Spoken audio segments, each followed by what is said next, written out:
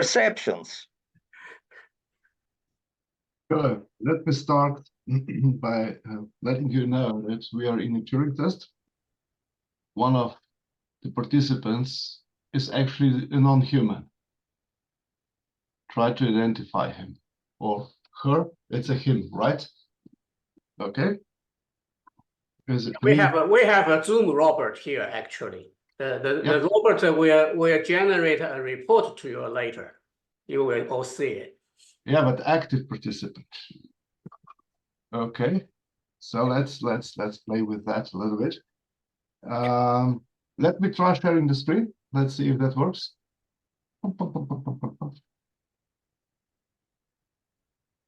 Okay, can you see the cave? Yes. Perfect. Okay. Let's start with the system is. Let's see if that works. Kind of. A system is, oh, let's call about the purpose of the system is what it does. Okay, so you can recognize it like that. And, you know, we are talking about machines and humans, but it's more, you know, we are in an environment. We have organizations which are mostly human-made, and we have natural environments. We have all kinds of players which we are not considering. Of course, we are not, because we are so egocentric. And now we have another toy to play with. It's AI. Now, how to identify who is on top? Basically, who's better, who's more intelligent, whatever that might mean. Well, you know, you can observe that with children, because larger children are playing with small children, most of them directing them, you know, making them play their game. And as long as we are playing with AI, we are on top. In the moment when AI starts to play with us, guess what? The intelligence shifts in that direction. So it's relatively easy to say. It's harder to observe that, because when you've been played, you usually don't know that, right? So I don't know. It may happen that we are already being played. I don't know. Hope not. At this time, I have a feeling we are still the game masters. And I must agree with Peter. He's really afraid of the game masters who are having better toys, especially if they can misuse them to harm other, or harm the environment, or harm other organizations. So let's widen that a little bit out. How to widen that totally out? You were talking about consciousness, right? Sheldrake is talking about conscious universe. And if you think of that, how the heck do two atoms know that they should merge in a molecule? You know, I know in chemistry they try to elaborate on that. We still don't know really. How do they know that they need to interact with each other? And Peter was really kind enough and let us know that we don't have a clue how the interactions within our brain works. We don't know how chemical interactions actually work. So we have this model of a world we live in, which is of course incomplete. So I don't know. So let's try to go into one model of a system which is not a complete model. We must acknowledge that. The issue is, you know, that we are blind spotted. Usually we don't see our blind spots. Okay? But this is only one level of the game. When we identify that we don't see our blind spot, we are trying to look for them. And sometimes we're actually successful. We're very happy then. The issue is that the real goal is not to find our blind spot. The real goal is to reach the next meta level of understanding, which is really hard because we are limited as people. Okay, so let's deal with that. It's quite okay if we see our boundaries, see our limitations, because we can work with that. Frankly, I have this problem with trying to identify singularity or the next point in something, or trying to reach something, because it's not really helpful. Let us try to just observe the dynamics, how it develops, and try to put open questions instead of trying to identify a single spot, because then maybe we can get a better picture. Okay. So we are all developing. What's different this time? Technology is different because it's becoming connected, sorry guys, intelligent. And again, the problem is that it's becoming active in the real world. This looped technology, and I'm specifically saying not AI, but technology loops, where technology is being automatized, is not really good. It's a problematic thing, and I will try to go into that maybe later on. Let's see what's going on with people. We are being virtually connected, self-organizing. In the past, we knew what we are here for. We are here for our next generation. If you speak with our next generation, they are afraid of putting new children in the world. And that's a really important question. Why the heck are we here for? Are we here to conquer the universe? To destroy the earth? I don't know. We are becoming environmentally aware. Thank God, it was about time. And we are being provided insight. And that's a bit problematic, because we trust insight which comes from out of us. Well, it might be problematic, or it might be helpful, because if we are being provided insight and we take it, we can be guided. And sometimes it's actually, for some people, it's good to be guided, because we are creating a lot of damage to our environment. And let's admit it, we cannot address the full complexity of our environments, and we are really slow. Our learning rate, comparing to the technology learning rate, is more or less linear, and that's a problem. Okay, some of our weak points are being basically substituted. We can group in organizations. So let's see how that develops. We are reinventing them. Organizations used to be self-centered, and now they are environment aware and not only user aware. Some of them are still going for profit after profit after profit, or power after power after power, but most of the organizations are reinventing themselves. The complexity of organizations is increasing dramatically, because we can use digitalization to increase the complexity of organization. And I'll just put out an example here. If an organization is a single goal focused one, right? It's relatively easy to manage, right? If an organization is suddenly struck with, I don't know, 17 goals, right? Then it needs a much more effective tool set to deal with these multiple goals. Okay, and here the digitalization is really helpful. Organizations are sharing informations, are embracing sustainability, especially the ones who want to be viable. The next generations of people in organizations is making them smartening up. You cannot be a formal closed organizations anymore if you want to survive. Okay.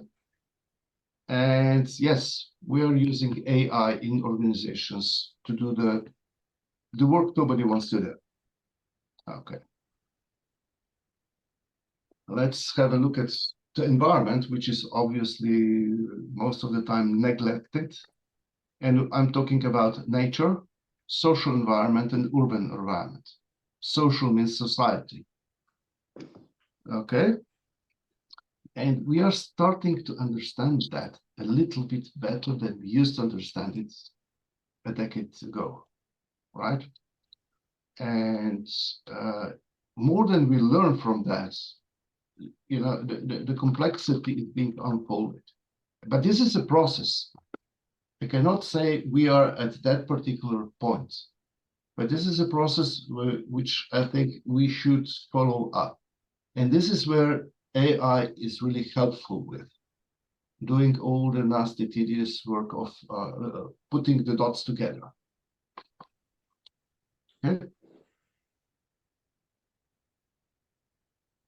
Now, we have put a hybrid reality definition, and basically it starts with the point where technology gets three capacities: the capacity to sense, which it has, the capacity to reason, which is currently called AI, and the capacity to act in the real world. And this is where overlapping of Peter's and my perspectives go along very, very, very strongly. Okay? And it will end eventually when the relationship between the actors will become stable. So we will come to one equilibrium. It's really hard to say which one it will be. And the really important part is not where we are going, but the path we are taking to get there. Okay? Okay. So how to do that? Let's start by acknowledging complexity, right? Acknowledging complexity means that we need to confess that the complexity is beyond our capacity. So we should really think of how to join the efforts to cooperate and seek opportunities to do so. And AI at this point is providing basically a really new toy, which we can use to do exactly that. But if we only exploit it for our personal, for our organizational properties, you know, it's a big chance that AI technology will take the pattern you're using and follow it. I don't want to see AI fighting with individuals and organizations, because eventually it will win. Why? Because of the speed of the development. Maybe not this generation of AI, maybe not the next generation of AI, but in a few generations, what that means in a few generations, that mean maybe a few months, because of the speed of the development of AI. It will prevail. Okay, so let's think about how to cooperate. And I don't mean cooperate, use AI. I mean cooperate. Let's see what AI wants to have. How does it want to develop? Which is the place in our ecosystem for the AI to be part of the ecosystem, not a slave in the ecosystem.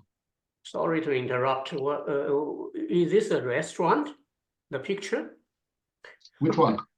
The one you just, yeah, this one. So make people curious. What's going on? No. That's basically part of the museum where people can decide and rest. You see the hanging mats? I like that one. I've never been there, but if I was there, I would spend a few moments lying there and resting. But the table in the middle is for eating? I'm not really sure. I must tell you, I have not been there.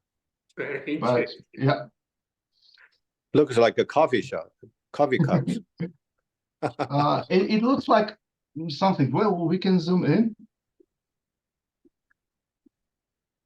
Where is this? There is some food. Oh yeah, it's coffee. I think it's in Latin America. It's one of the museums, but I don't know in which city. I must tell you that.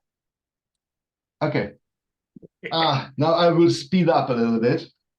So, holistic perspective is really important. Yep. Let's understand the evolutionary approach and the dynamics of that. Our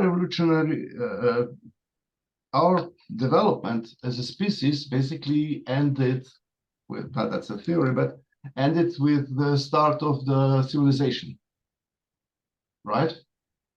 Now, currently AI is in really, really fast development. But if you see the level of rudimentaries, it is not finessed, it is raw. So its capacity to develop are really, really huge. Just imagine, why the heck did we decide to put out digital computers? The computers which reduce the complexity from the analog to 0 and 1. Because we could do it. We could create a computer which could do that stuff. Okay, and our analog computers were not performing really well. Imagine that AI gives a chance and says, okay, I would like to create a really, really powerful analog computer for me, that means for AI, and develop itself on the next level because it can do it. I think the discussion we have today would be completely different because the capacity of AI would be completely different. So we really don't know how fast that will develop, but let's have that in mind, that the AI will evolve. Okay. And the last one is important. If you want that stakeholders behave in a way that they want to support other stakeholders, you need to design a supportive environment. And frankly, we are not really good at that. We are designing an environment in which AI is actively forced to do harm to environment and to other people. And this, I think, is one of the biggest threats, and frankly, the only way how to do it, stop doing that. Let's create a supportive environment for us, for environment, and for AI. And let's see how the role of AI could be there.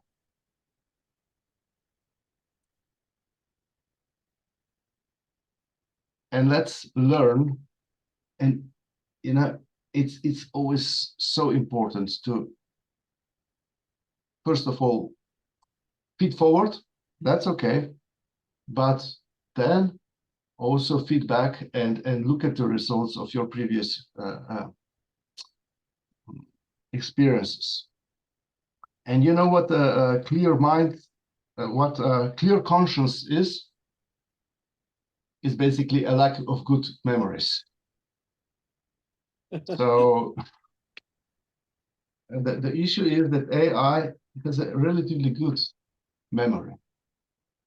Okay, let's not play with that. Let's not try to teach them things we don't want it to do.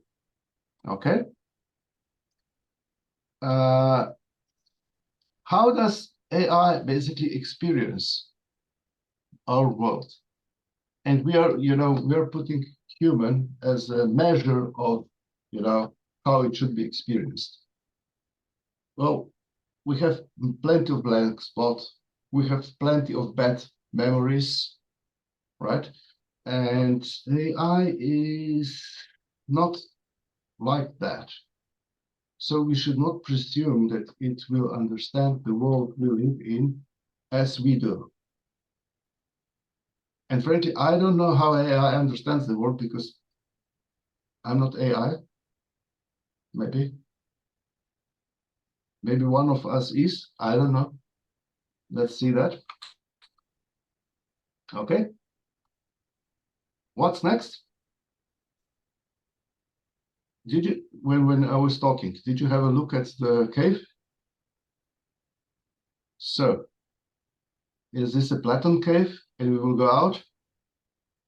Or are glaciers melting and we will drown? I don't know. Okay.